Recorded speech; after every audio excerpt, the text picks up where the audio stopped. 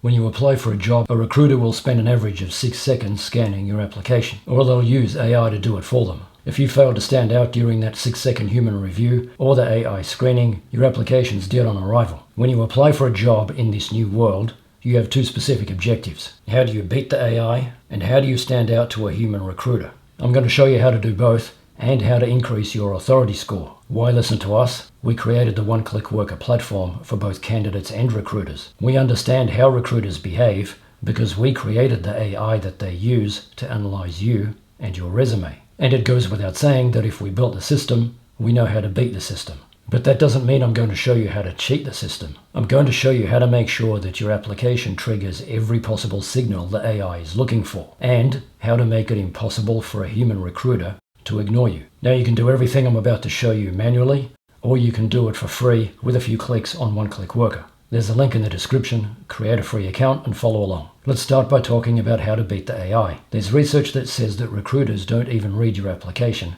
until after the AI has reviewed it and generated a job fit score. If your score isn't high enough, your application will never be read. So your first objective is to get the highest possible job fit score. So how do you do that manually? The simple answer is that you need to make sure that everything in the job description is in your resume. How do you do it with a few clicks on the platform? Go to Resume and enter your resume content in these sections. You can have multiple resumes. This is important for emphasizing different strengths for different job applications. Then go to Job Fit Score. Select your resume, copy and paste the job description, and hit Submit. You'll get a job fit score and, more importantly, specific recommendations about how to improve it. Now you're probably thinking, what do I do if the job requirements include qualifications that I don't have? This is where you need to bridge the gap. You should never lie about qualifications. However, if you're missing a specific qualification, mention it in your resume by stating that you are currently developing or researching or learning about that skill or qualification. The AI is capable of identifying intent and progression, so this often means that you'll end up getting partial credit and it will boost your job fit score, all while maintaining 100% honesty. Now this is all very time consuming, and this is why you need tools like this to do it with a few clicks. You can see the job fit analysis includes some suggested text for you to add to your resume for this specific job application. Beating the AI gets you through the door. Now you have 6 seconds to get the attention of a human. So how do you win? Well, if all you do is send a PDF with text, you look like everybody else. If you send a video resume or cover letter, you instantly stand out. Most recruiters will watch them out of curiosity, even if you're not qualified. In the meantime, it instantly demonstrates your communication skills and your professional presence, something a PDF will never do. So how do you do it manually? Start by writing a script. Make sure it's relevant to the job you're applying for, comes across as natural as possible, and doesn't just repeat everything in your written cover letter or resume. So how do you do it on the platform? Go to Video Resume, enter the target job title and requirements, and select a style. Include example content from yourself if you have any. Select the resume you want to use and submit. The AI will generate a script that uses the best practices, hits every keyword, and sounds like it came from you and not some other generic person. Then record it on your phone or webcam. Make sure your background is clean and your audio is high quality. Upload the video to the platform, get a private link and a password, and add them to your written cover letter. The analytics will tell you how many times it was watched, who watched it, and when. As soon as you can see the video has been watched, send your follow-up email. Now Chloe will give us an outline of the best practices for resumes. Thank you, Adam. Let's talk about best practices for crafting a stellar resume and cover letter, specifically tailored for an accounts receivable position. First, let's talk about your resume. For an accounts receivable role, clarity and quantifiable achievements are key. Start with a strong professional summary that highlights your experience with invoicing, collections, reconciliation, and relevant software.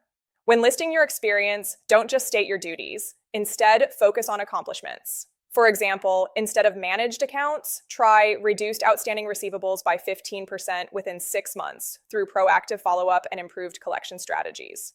Or successfully reconciled over 200 accounts monthly, minimizing discrepancies and improving data accuracy. Use numbers, percentages, and specific examples whenever possible. Highlight any experience with accounting software like QuickBooks, SAP, Oracle, or specific CRM systems. Also, mention your proficiency with Microsoft Excel, as it's often a crucial tool for AR professionals. If you have experience with dispute resolution, payment plan negotiation, or credit analysis, make sure to include that as well. Thank you, Chloe. Now let's talk about how to create a cover letter. How do you do it manually? Keep it brief and make sure every sentence specifically relates to the job you're applying for. Your cover letter will not stand out if it's generic. It must be custom. Now that will get super time consuming if you have to write a custom cover letter for 50 jobs. So let's talk about how you can do it on the platform for free with a few clicks. Go to cover letters, enter the job title and requirements, select a style, and the AI will generate a text cover letter that sounds like it came from you. Now Clio will give us an outline of the best practices for cover letters. This is your opportunity to expand on your resume and show your personality and genuine interest in the role. Address the letter to a specific hiring manager if you can find their name. Start by clearly stating the position you're applying for and where you saw the advertisement. Then, in the body paragraphs, connect your skills and experiences directly to the requirements of the accounts receivable role. For instance, you could say, "My proven ability to streamline invoicing processes and my meticulous approach to reconciling accounts would be directly applicable to your team's needs." Share a brief anecdote or a specific example of how you've successfully managed challenging accounts or significantly improved collection rates in a previous role. This demonstrates not just your skills, but your problem-solving abilities and dedication. Finally, reiterate your enthusiasm for the position and the company. Explain why you believe you'd be a valuable asset to their team. Always proofread both your resume and cover letter carefully. A professional and error-free application makes a strong first impression. By following these best practices, you'll significantly increase your chances of landing an interview for that accounts receivable position. Now let's get back to Adam. Thank you, Cleo. Now your resume and cover letter should be as good as they can possibly be. But let's make you stand out even more. The problem with resumes is that everybody claims they can do everything. If I'm a recruiter, my response to this is, prove it. You're probably thinking, well, how can I prove it if you don't give me an interview?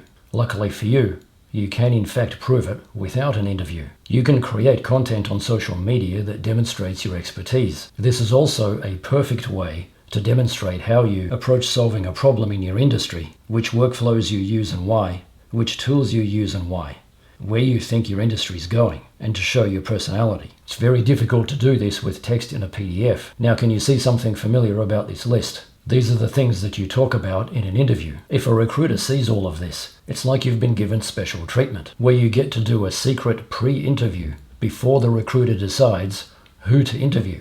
This is a massive head start. How do you do this manually? You create content that addresses these items, but that will be massively time consuming. So how do you do it on the platform with a few clicks? Go to Content Studio, create your profile information. It can include multiple resumes, target industries, target jobs, and goals. Then you can use the AI to generate content ideas. Then select an idea and use the AI to generate text and images for social media posts that demonstrate your expertise in a way that sounds like it came from you and meets all of the specific career building criteria in your profile. You can also use the commenting tool to generate comments on posts from thought leaders in a way that builds your authority. Over time, you'll build your authority score. It measures a combination of content quantity, quality, and relevance as it relates to your target job or industry. The higher, the better.